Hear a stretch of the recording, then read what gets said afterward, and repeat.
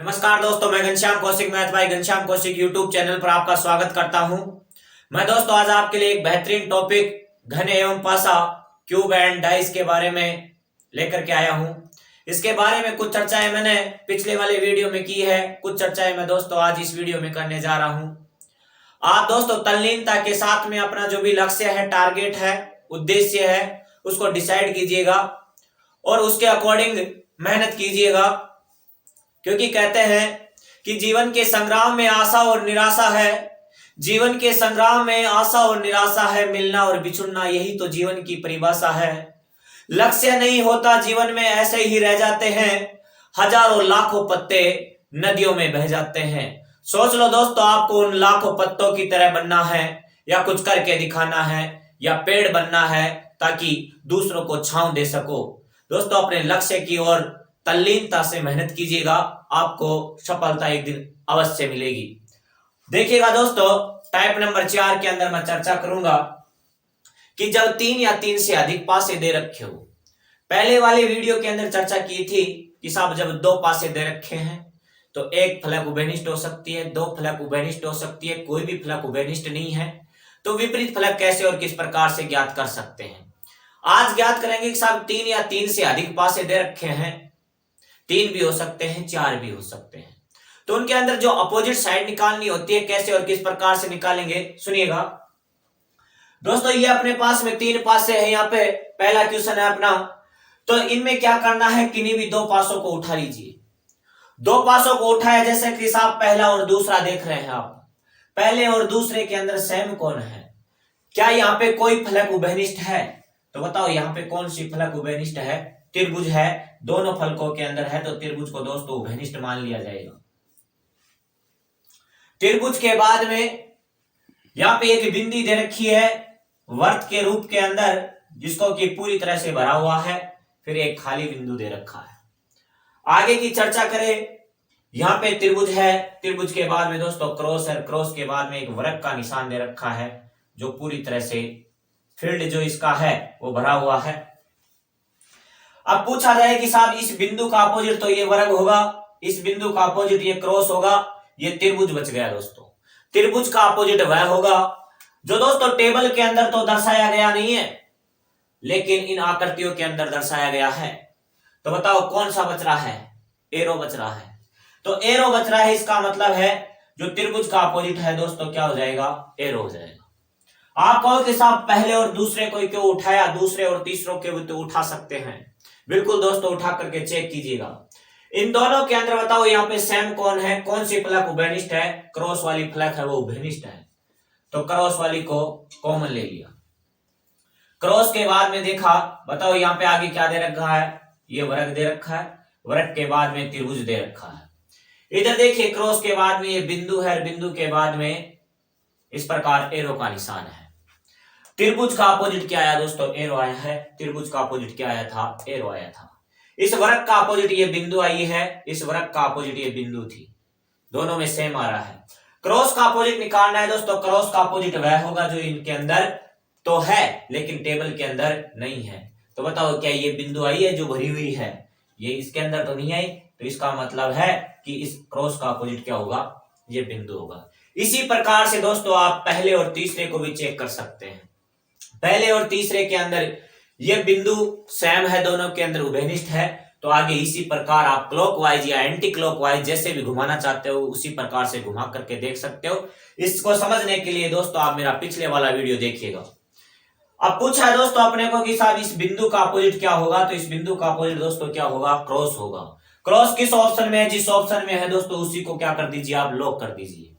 आगे है ये एरो का निशान है, एरो का निशान दे रखा है, तो एरो का अपोजिट बताओ दोस्तों कौन है? त्रिभुज होगा। एरो का अपोजिट कौन होगा? त्रिभुज होगा। तो इस एरो का अपोजिट दोस्तों कौन होगा? त्रिभुज होगा। त्रिभुज कौन से ऑप्शन में है? सी ऑप्शन में है, तो सी ऑप्शन को लॉक कर दीजिए। ये वर्ग है दोस्तों, पूरी तरह से भरा हुआ है, इसके अपोजिट पूछा है, तो बताओ वर्ग का अपोजिट ये बिंदु होगा जो खाली रूप के अंदर दिया गया है। तो बताओ कौन से ऑप्शन में दे रखा है? डी ऑप्शन में दे रखा है, तो डी ऑप्शन को लॉक करेंगे। आगे देखिएगा दोस्तों, यहाँ पे दोस्तों 2 का विपरीत पूछा अपने को, तो पहले इन दोनों पासों को उठाएंगे, इन दोनों पासों में कॉमन देखेंगे, बताओ कॉमन कौन है? यहाँ पे 6 कॉमन है। एक टेबल का निर्माण किया जाएगा जिसके अंदर इस प्रकार से निर्मित की जाती है। ये 6 के बाद में 4 है, 4 के बाद में दोस्तों 1 है, 6 के बाद में 3 है, 3 के बाद में 5 है, 1 के विपरीत 5 होगा, 5 के विपरीत 1 होगा, 3 के विपरीत 4 होगा, 4 के विपरीत 3 होगा। दोस्तों 6 के विपरीत वह अंक होगा, वह डिजिट होगा जो सारणी के अंदर दर्शाया गया नहीं है लेकिन इन पासों के अंदर दर्शाया गया है। तो बताओ 1 से लेकर 6 तक की संख्याओं के अंदर कौन सा डिजिट बचा हुआ है? 2 बचा हुआ है। तो 6 के विपरीत कौन होगा? 2 होगा। तो बताओ अपने को भी पूछा क्या था कि 2 के विपरीत कौन होगा, तो बताओ दोस्तों 2 के अपोजिट कौन आएगा? 6 आएगा। तो कौन से ऑप्शन में दे रखा है? डी ऑप्शन में दे रखा है, तो डी ऑप्शन को लॉक करना है। अब आप कहो कि साहब इसके अंदर बी और सी को भी चेक कर सकते हैं, इन दोनों के ऑप्शनों को भी क्या चेक कर सकते हैं? दोस्तों यदि इन दोनों के अंदर कॉमन है तो ही चेक किया जाएगा, अन्यथा नहीं किया जाएगा। इस बात को अच्छी तरह से आप ध्यान रखेंगे, यदि कॉमन है तो ही चेक करेंगे, अन्यथा चेक नहीं करेंगे। क्या दोस्तों पहले और तीसरे के अनुसार भी इसका आंसर दिया जा सकता है? बिल्कुल दोस्तों, पहले और तीसरे के अनुसार आंसर दिया जा सकता है। 1 और 4 दोनों कॉमन थे तो 1 और 4 दोनों कॉमन ले लिया गया। जब 1 और 4 दोनों को कॉमन लेते हैं यहां से, तो बताओ यहाँ पे कौन बचा है दोस्तों? 2 बचा है, तो 2 का अपोजिट कौन होगा? 6 होगा। इस प्रकार आप यहाँ पे भी 2 का अपोजिट 6 आ रहा था, यहाँ पे भी 2 का अपोजिट 6 आ रहा है, तो डायरेक्ट भी आंसर मिल सकता है।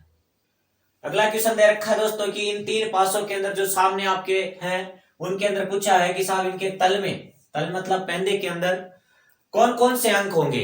अंक पूछा है दोस्तों। पासा होता है जिसके ऊपर 1 से लेकर 6 तक की संख्या लिखी होती है। अगर मैं इन दोनों पासों को देखूं तो बताओ यहाँ से कॉमन कौन कौन है दोस्तों? 4 भी कॉमन है और 2 भी कॉमन है। 4 और 2 दोनों कॉमन है, तो यहाँ से कौन बच गया? 1 बच गया। यहाँ से कौन बच गया? 3 बच गया। क्या दोस्तों मैं कह सकता हूं कि जो 1 का अपोजिट होगा वो कौन होगा? 3 होगा। अगर दोस्तों मैं इन दोनों पासों को देखूं, इन दोनों पासों को देखा जाता है, तो बताओ इन दोनों के अंदर कौन कॉमन है? 3 और 4 है, इसमें भी 3 और 4 है। इन दोनों के अंदर जब 3 और 4 है तो यहां से कौन बच गया दोस्तों? 2 बच गया। तो यहां से कौन बच रहा है? 6 बच रहा है। तो क्या दोस्तों 2 का अपोजिट 6 होगा? 1 का अपोजिट 3 है, 3 का अपोजिट 1 है, 2 का अपोजिट 6 है, तो 6 का अपोजिट 2 है। अपने से पूछा है कि साहब तल में कौन होगा? इसका मतलब है जो ऊपर वाला होगा उसका अपोजिट होगा तल में। अरे ऊपर कौन दे रखा है? सभी के अंदर 4 ऊपर दे रखा है, 4 ऊपर दे रखा है, तो नीचे कौन होगा ये पूछा है दोस्तों। कहने का मतलब ये है कि साहब 4 का अपोजिट कौन होगा? 4 का अपोजिट दोस्तों वह डिजिट होगा जो 1 से 6 तक की संख्याओं के अंदर आता है, लेकिन साहब इनके अंदर नहीं आया है। तो इनके अंदर 1 से 6 तक की संख्याओं में दोस्तों कौन सा डिजिट नहीं आया है? 5 नहीं आया है। तो 4 के अपोजिट कौन होगा? इसमें भी 5 होगा, इसमें भी 5 होगा, इसमें भी 5 होगा। तीनों में 5-5 होगा। तो बताओ कौन से ऑप्शन के अंदर तीनों में 5-5 दे रखा है? जिस ऑप्शन में भी 5-5 दे रखा है उसी ऑप्शन को आप लॉक कर दीजिए। कौन सा आंसर रहेगा? C option. के विपरीत फलक पे कौन सा डिजिट होगा? इसको कैसे और किस प्रकार से किया जाएगा सुनिएगा। यदि दोस्तों आप इन दोनों के अंदर कुछ कॉमन देखते हैं तो यहाँ पे कॉमन 2 भी है और 6 भी है। तो आपको इस प्रकार का क्वेश्चन आता है तो दोस्तों उसको कैसे और किस प्रकार करना है सुनिएगा। जिन 2 पासों के अंदर एक फलक उभयनिष्ठ हो, कितनी फलक उभयनिष्ठ होनी चाहिए? एक फलक उभयनिष्ठ होती है। यदि दोस्तों उसको लेकर के आप करते हैं तो डायरेक्ट आपको आंसर मिल जाएगा। लेकिन बात है कि साहब 2 फलक उभयनिष्ठ दे रखी है, उन पासों को आपने यदि उठाया है तो श्योर नहीं है कि साहब वहां पे आंसर मिलेगा। क्यों नहीं है इसकी भी मैं चर्चा करूंगा सुनिएगा। अब इसको मैं ले नहीं रहा क्योंकि यहाँ पे 2 फलक उभयनिष्ठ थी।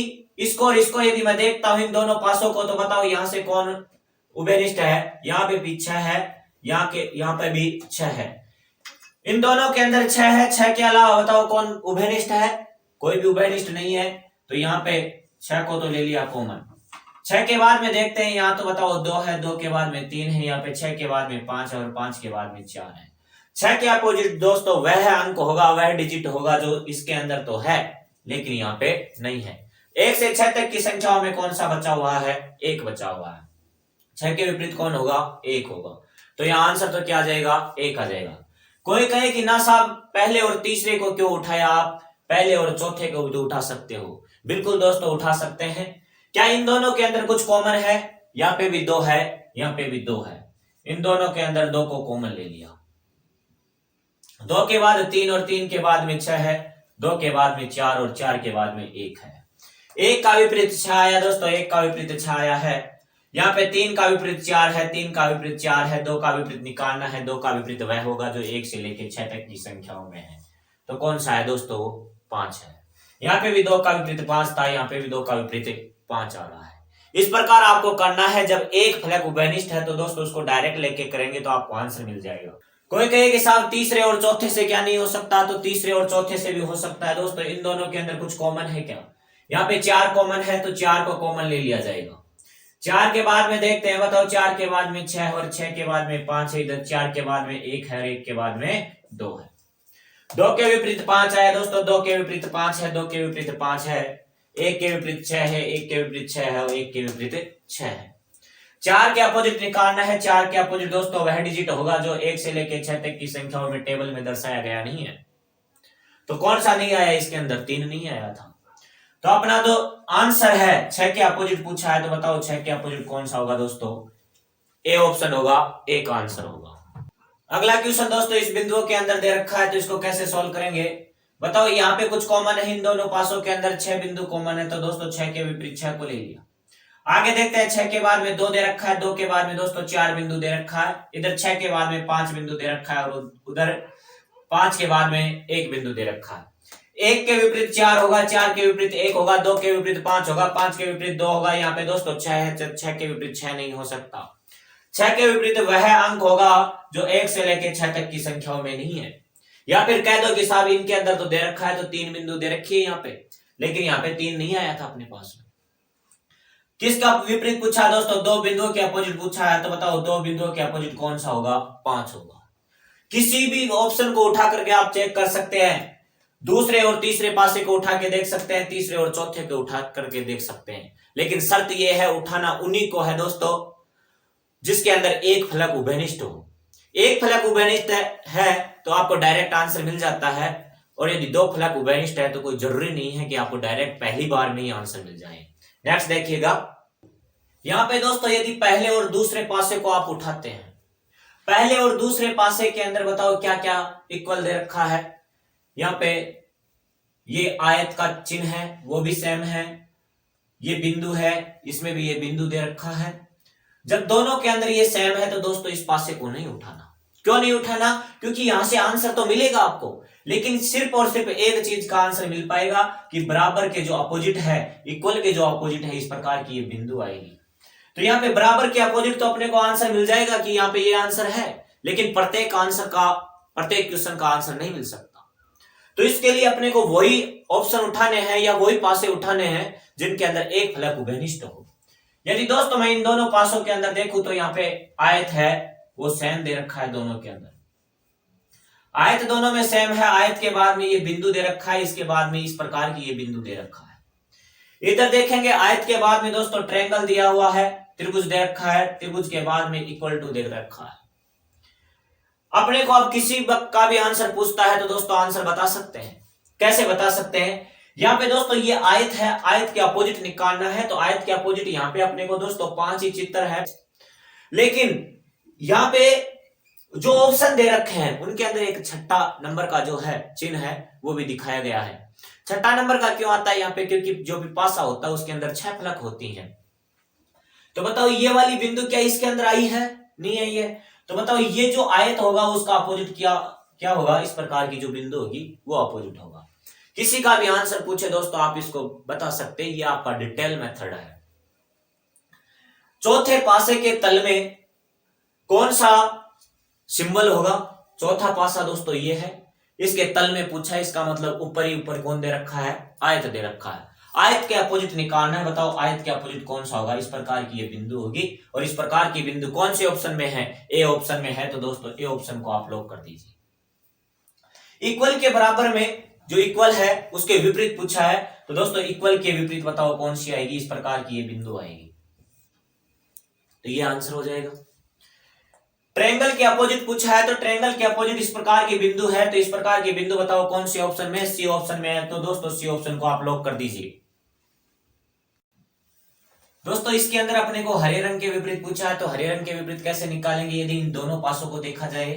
तो यहाँ पे दोस्तों बैंगनी और नारंगी कॉमन है, तो इसको कॉमन नहीं लिया जाएगा। यहां से एक का आंसर तो बताया जा सकता है कि लाल का अपोजिट है वो जामुनी होगा, लेकिन कंप्लीट है वो आंसर नहीं दिया जा सकता।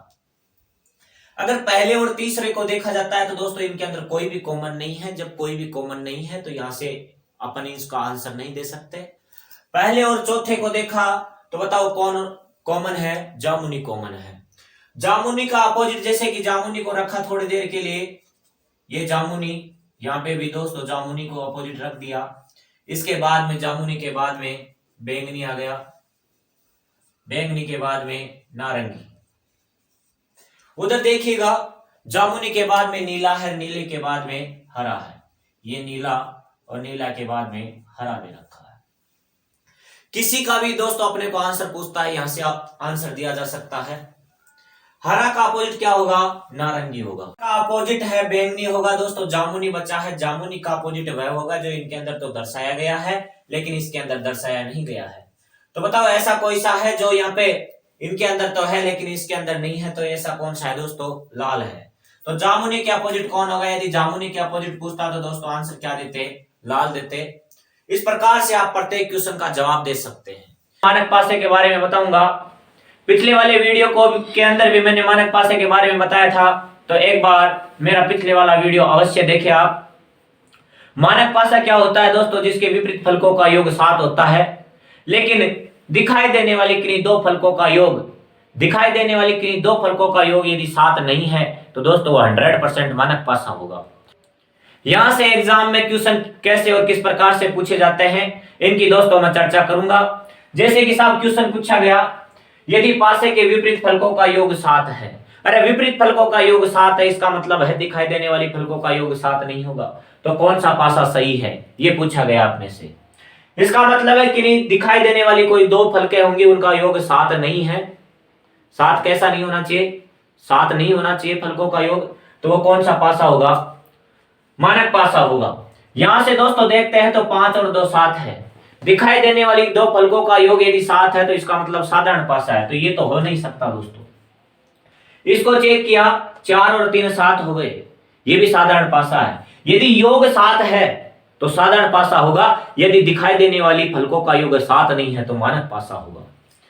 इसके अंदर देखते हैं दोस्तों 6 और 1 7 हो गया, तो ये भी साधारण पासा है, तो ये भी आंसर नहीं हो सकता। अपने को मानक पासा चाहिए दोस्तों। 5 और 1 6 है, 5 और 3 8 है, 3 और 1 4 है। बताओ किन्हीं भी दो फलकों का यदि टोटल करते हैं तो क्या 7 योग हो रहा है? नहीं हो रहा। जब 7 योग नहीं हो रहा है इसका मतलब ये कौन सा पासा है? मानक पासा है। आपको यही बात ध्यान में रखनी है।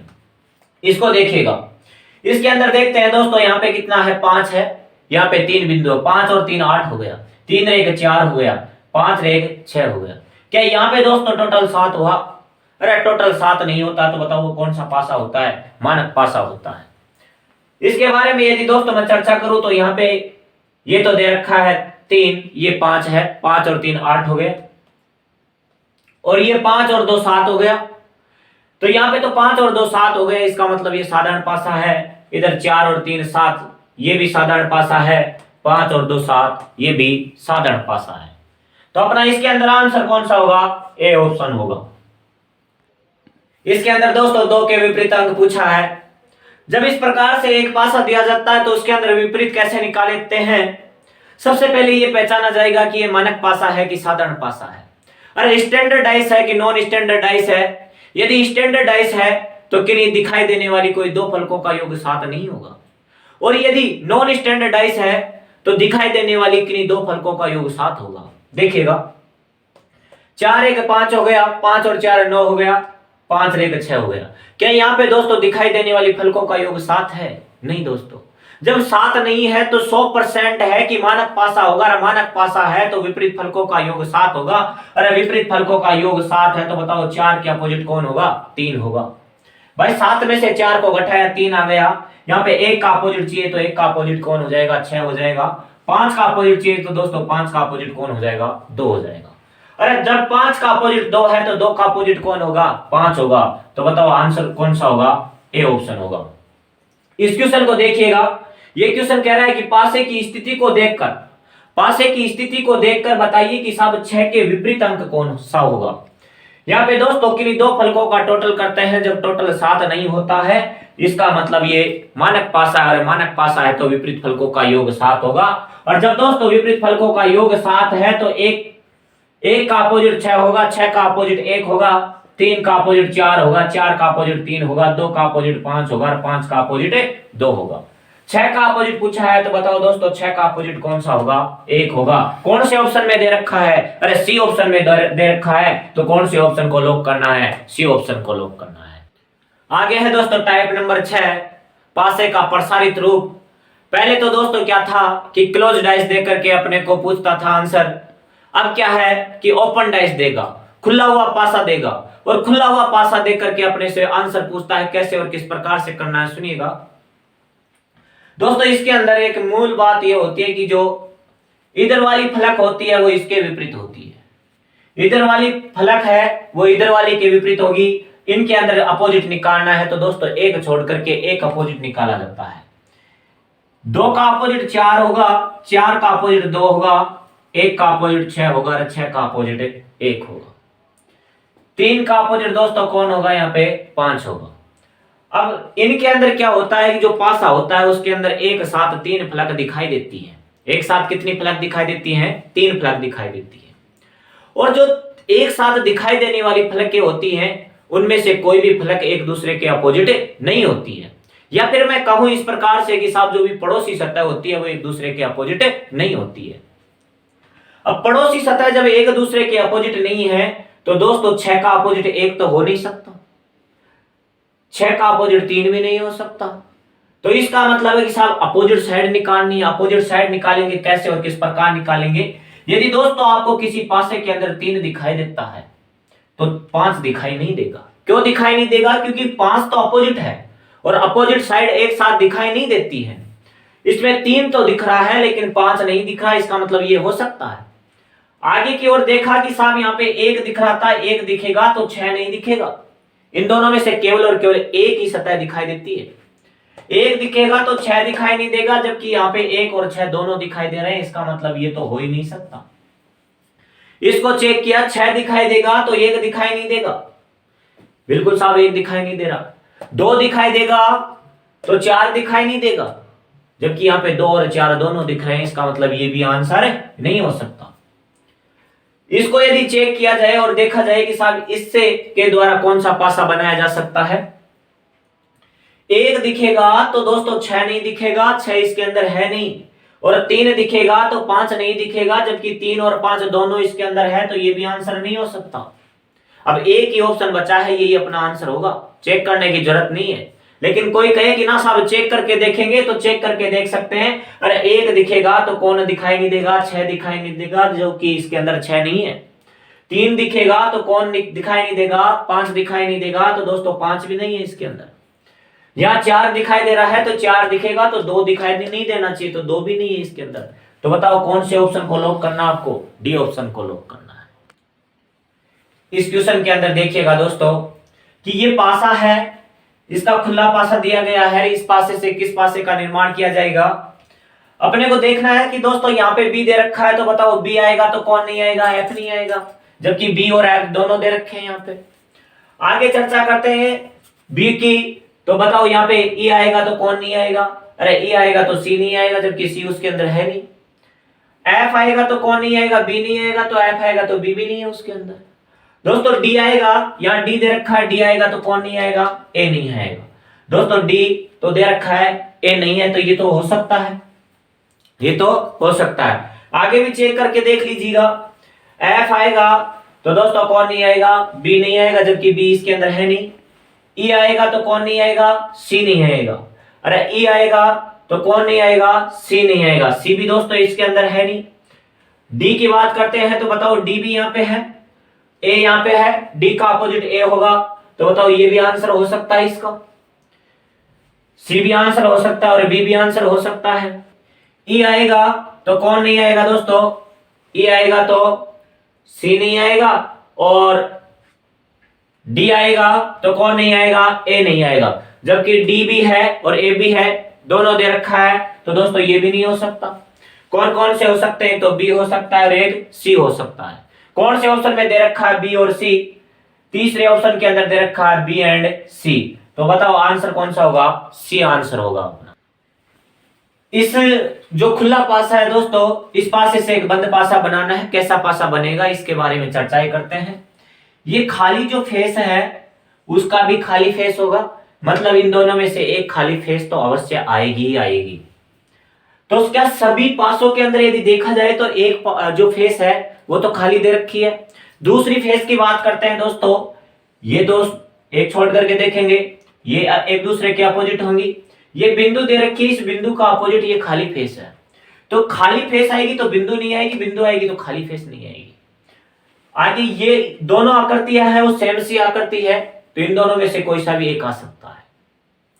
यदि दोस्तों चारों ऑप्शनों पे निगाह डाली जाए और पहले ऑप्शन को देखा जाए, इनमें से बिंदु आएगा तो ये खाली फेस नहीं आनी चाहिए, लेकिन इसके अंदर खाली फेस है। इसके अंदर क्या है? खाली फेस है। लेकिन यदि ये मैं कह दूं कि साहब ये इन दोनों के अंदर से जो एक दे रखा है वो ये वाली फेस है, और इन दोनों के अंदर से जो खाली फेस दी गई है वो ये खाली फेस है, तो ये तो आ सकती है इसके अंदर। तो ये आ सकती है, तो इसको चेक किया तो इन दोनों में से एक होगा। अब ये कोई सा भी एक हो सकता है, तो इसका मतलब है कि ये आंसर हो सकता है इसका।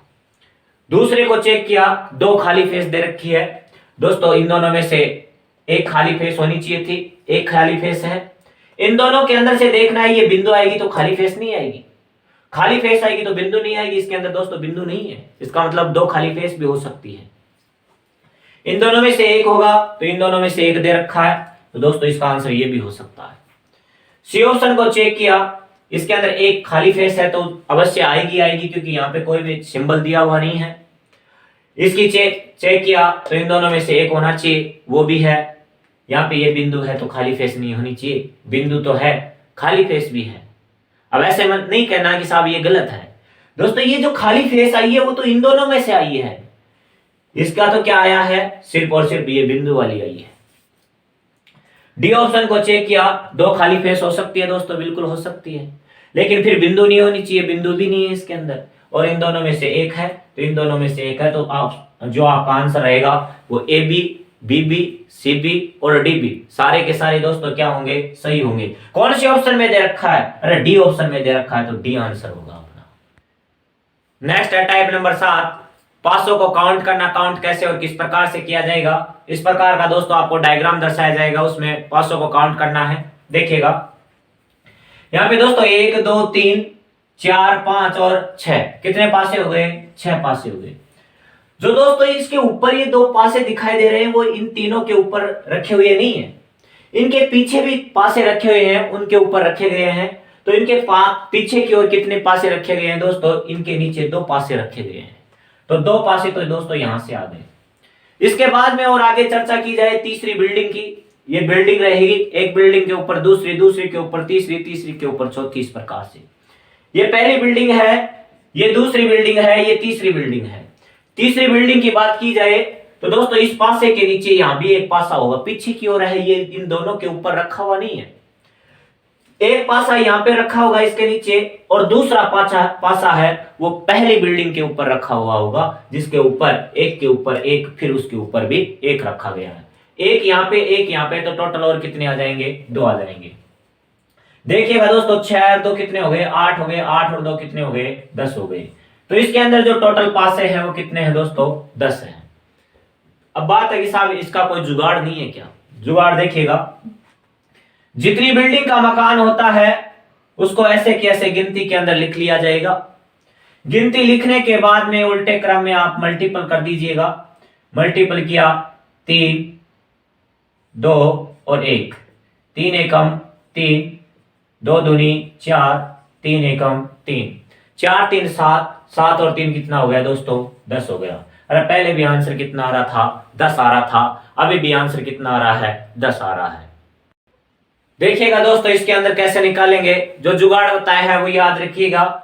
ये कितने मंजिल का मकान है? 1 2 3 और 4। जितने मंजिल का मकान है दोस्तों उसको ऐसे कैसे लिख दीजिएगा? 1 2 3 और 4। फिर आगे क्या करना है? अभी जैसे मैंने बताया कि साहब उल्टे क्रम में लिख दीजिएगा 4 3 2 1। यहां से दोस्तों मल्टीपल किया 4 एकम 4, 3 दूनी 6, 3 दूनी 6, और 4 एकम 4, 4 और 4 8 हो गए। 8 के अंदर 6 और 6 12 जोड़ दिया तो 8 और 12 दोस्तों कितने हो गए? 20 हो गए। इस प्रकार इनको दोस्तों आप काउंट कर सकते हैं। इस क्वेश्चन में देखिएगा दोस्तों, अपने से पूछा है कि साहब कितने घन हैं, वो दिखाई नहीं दे रहे हैं। जो दिखाई दे रहे हैं उनकी दोस्तों चर्चा नहीं कर रहा है, जो दिखाई नहीं दे रहा है उनकी चर्चा कर रहा है। सुनिएगा दोस्तों, यहां से ये घन तो दिखाई दे रहा है आपको, लेकिन इसके पीछे जो घन है, इसके नीचे की ओर जो घन है, वो क्या दिखाई देगा? नहीं दिखाई देगा। एक तो दोस्तों यहां से आ जाएगा, इसके ऊपर जो घन होगा ये तो सामने वाला दिखाई दे रहा है, लेकिन इसके पीछे जो भी है वो आपको दिखाई नहीं दे रहा है। 2 हो गया। एक यहां से इसके जो पीछे की ओर है वो भी दिखाई नहीं दे रहा है। इसकी चर्चा करूं तो दोस्तों यहां से ये दिखाई दे रहा है, यहां से ये दिखाई दे रहा है। फिर इसी प्रकार से ये जैसे कि जैसे है उसी प्रकार से ये भी है।